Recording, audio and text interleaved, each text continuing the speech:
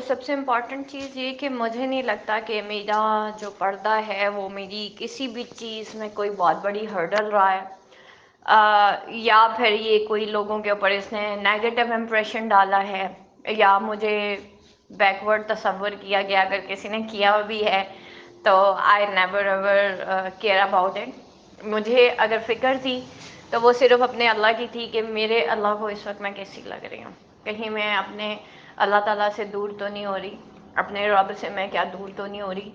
دن میں اتنے گناہ ہوتے ہیں، اتنے گناہ ہوتے ہیں جن سے ہم بچ سکتے ہیں، ان سے تو بچنا چاہیے نا۔ اور پھر ہم ایک اور چیز یہ سمجھتے ہیں کہ اللہ معاف کر دے گا، اللہ ہر گناہ معاف کر دے گا۔ سب سے پہلے تو ایک چیز سمجھ لیں کہ گناہ کبیرہ کہتے کسے ہیں۔ ہم سمجھ رہے ہوتے ہیں کہ گناہ کبیرہ جو ہے وہ صرف شراب ہے، جوا ہے، زنا ہے، جھوٹ ہے، یہ ساری چیزیں جی گناہ کبیرہ ہے۔ گناہ کبیرہ ہر وہ گناہ ہے جو آپ جان بوجھ کے کرتے ہو، اپنے ہوش و حواس میں جان بوجھ کے، سب کچھ جانتے بوجھتے جب ہم اللہ تعالیٰ کے احکامات کو ٹھکراتے ہیں نا، یہ بھی گناہ کبیرہ ہے۔ اور یقین کریں، آپ ایک دفعہ اللہ کی حدود میں آ کے دیکھیں، ایک دفعہ۔ مجھے لگتا ہے آزادی مجھے ملی اس وقت جب میں نے قرآن کو فالو کرنا شروع کیا، جب میں نے حدیث کو فالو کرنا شروع کیا، اس کو میں نے پڑھا، غور کیا کہ اللہ تعالیٰ نے کہا ہے کہ ہم نے تمہارے لیے قرآن آسان کیا ہے، ٹھیک ہے، اس دین کو دین اسلام کہا گیا ہے، اور واقعی اتنا آسان دین کہ میں ہر چیز سے آزاد ہو گئی۔ مجھے ایک اتنی بڑی فریڈم ملی ہے کہ مجھے اس چیز کی کوئی فکر نہیں ہے کہ کون کس کو میں اچھی لگ رہی ہوں۔ I am not people conscious, میں لوگوں کے لیے اب تیار نہیں ہوتی، ٹھیک ہے۔ اگر میں ہوتی ہوں تو میں اپنے رب کے لیے تیار ہوتی ہوں کہ میں جہاں پہ بھی جا رہی ہوں میں اب ریپرزنٹیٹیو آف اللہ ہوں۔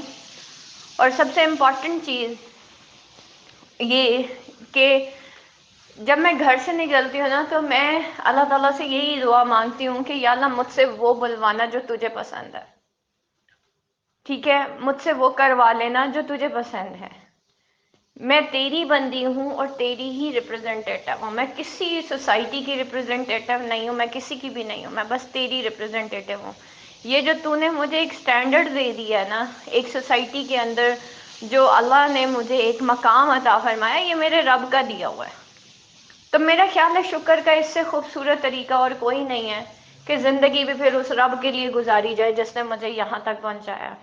اور اگر میں آپ کو حقیقت بتاؤں تو یہاں تک پہنچنے میں صرف میرے رب کا کمال ہے، میرا کوئی کمال نہیں ہے، صرف میرے رب کا کمال ہے۔ میں نے تو صرف اس کے راستے پہ صرف قدم رکھا ہے۔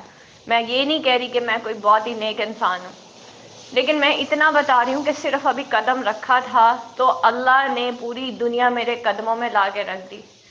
اور مطلب میں نے وہ حدیث پڑھی تھی کہ جب بندہ دنیا کے پیچھے، جس کا ہم اور غم دنیا ہوتا ہے نا، اللہ اس کو دنیا کے ہاتھوں ذلیل کرتا ہے، اور جس کا ہم اور غم جو ہے اللہ ہوتا ہے نا، پھر اللہ اس کے سامنے دنیا ذلیل کرتا ہے، یعنی کہ دنیا کو اس کے قدموں میں لا کے رکھ دیتا ہے۔